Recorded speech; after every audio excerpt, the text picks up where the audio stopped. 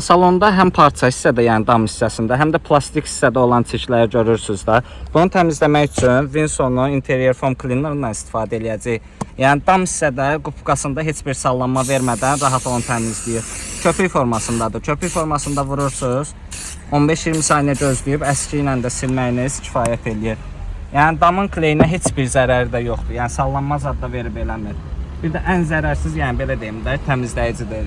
Dəridə də, plastikdə də, parçada da istənilən yerdə rahat istifadə edə bilərsiniz. 15-20 saniyə gözləyib əski ilə silməyiniz kifayət eləyir ki, o çirki təmizləsin.